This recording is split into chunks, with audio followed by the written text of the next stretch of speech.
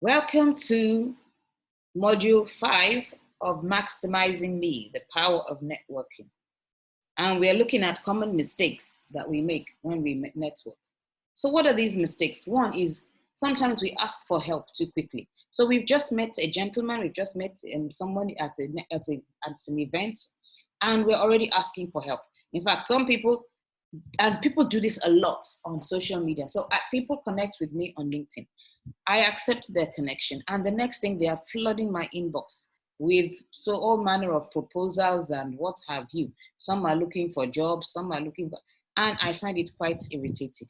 I don't even know you I don't even know your name. I've not even gotten to know you. And you're flooding my inbox with all sorts of things that, I can't really relate with. It's premature. So get to know the person. I did tell you at the beginning of this course that networking is a long-term investment. Don't expect to get returns immediately.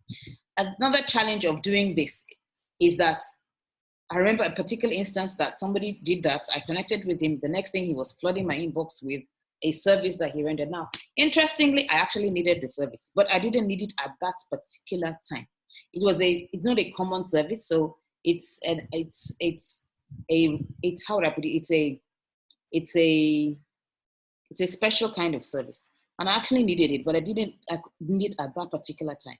So I said I would keep it in view. A couple of months later, I now need this gentleman's service. But guess what? I can't remember his name. And if I look at all the people that I've been connected with over the period, maybe 100, 300, I don't know how many people, I can't even remember the man's name. Why can't I remember his name? Because we did not connect. We didn't network. He sent me a connection request and I accepted it, and that's all. I can't remember his name. I can't remember the name of his business. I can't remember anything. I can remember the service, but I've tried looking through all my emails. I cannot find his name.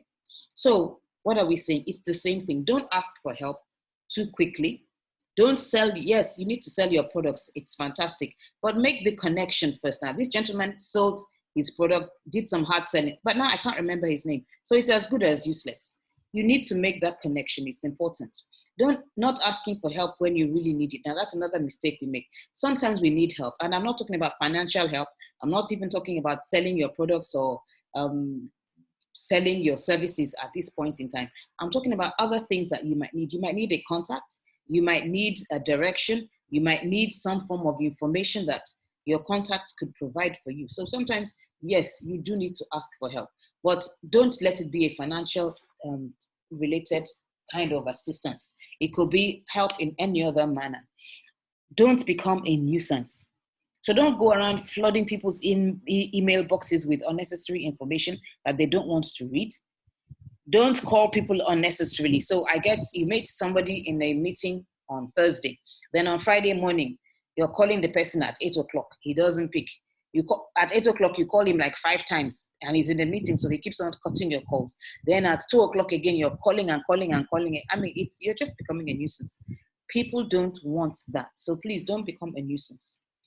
Asking for money or some kind of financial assistance, like I said, it's not the right thing to do. Asking for money or financial assistance, you've just met the person, you don't know the person doesn't know you, and you're already asking for money, not professional at all. Failure to keep in touch regularly, and that's a classic. So you meet, even with your old friends, people that you've known for a long while, we don't always keep in touch. And I'm not talking about sending broadcast WhatsApp messages. So now we're in the COVID period and people are sending broadcast messages and saying, oh, this is me reaching out to you. Who are you deceiving? You're not reaching out to me. You're sending a broadcast message, which you don't even expect me to respond to. So always keep in touch with your networks. Reaching out only when you need help. I've said that. Not thanking or appreciating networks when they provide help. So they've actually provided you with an assistance and you didn't even bother to have the courtesy to call back and say thank you. Or not offering your help or support to your networks when they need it from you. That is a mistake. Also, overly contacting the person, which may become irritating. Like I said, don't become a nuisance. So don't flood the person's email box with emails, and yes, you put the person on your mailing list and then you're sending mails twice a day. I find you're just blocking the person's email box. It's not nice. And the person probably will not read your mails or throw them into spam and block you, which you don't want. Not participating in events and social occasions. Now, this one is very important and it is very easy to do. So in all your networks, your alumni associations, your school associations, your old boys association, they will have a lot of social occasions. People are getting married, people are having children, people are celebrating birthdays, anniversaries, book launches, and what have you. Try and make out time to attend these events. That's one of the greatest ways you can network. Not only will you be celebrating your friends, but also it's an opportunity to meet even more people. So try and make out time to attend these social occasions. It's very important. And like I advise people, take it as part of your networking activities. So eat from home. This is the way to do it. Eat from home. Make sure you eat properly from home. And then you plan your journey. Sometimes you might have to cover 2, 3, 4 events in a day. How do you do that? Eat from home. And then you set out.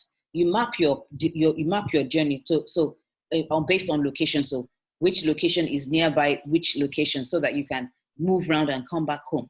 And then when you get to these occasions, you don't have to spend the whole 3 hours, 4 hours, 5 hours there. No, you get in there. You make sure that the celebrant sees you, take some pictures, take some selfies. If possible, get the official photographer for the event to take a picture with you and the celebrant. Show your face, greet everyone that you know at the occasion. If it's an old boys association, for example, greet all your friends and your old boys. Spend some time, spend 30 minutes, 45 minutes, and then disappear. Move to the next event and do the same. So when you come in, make sure you say hi to everyone, greet everyone. And when you leave, don't announce your departure. Just quietly leave unannounced. So likelihood is that people will say, oh, Lady Shayo came to the event, we saw her, she was around, she was here just now, and nobody would notice the exact time you left. So they were like, she was here, I'm sure she stayed around, maybe she's over, she's somewhere. And they won't know when you actually left. It's later they'll be asking, oh, we saw you at Jane's event. What time did you leave? It's as simple as that. Oh, I had to leave because I needed to get to another event, and that's it. So you can't go to several events on the same day. Once you have removed your eyes from eating jollof rice, eat from home, and then you'll be free to move around different locations. Choosing the wrong person to network with, and I'm going to talk about more about that. Common mistakes in networking. Not everyone can be your friend. So just as you choose your friends wisely, also choose your connections wisely. Everyone can't be your friend. You're not going to have the same like mindset, the same values, the same belief structure as everybody. So there will be some people you will naturally levitate to more than some other people. And there will also be some people that you feel comfortable in doing business with more than some other type of people. So that's why I said, look for people with like minds and like values as you, especially when you are planning on doing business. You can't connect with everybody. Try to get a reasonable understanding of the person before you divulge personal information. So don't talk about too many personal things. Get to have a basic understanding of the people you're networking with before you begin to talk about, before you begin to share personal information. So that's it for module 6. And I'm sorry, for module 5. And we'll move on to module 6, networking tips.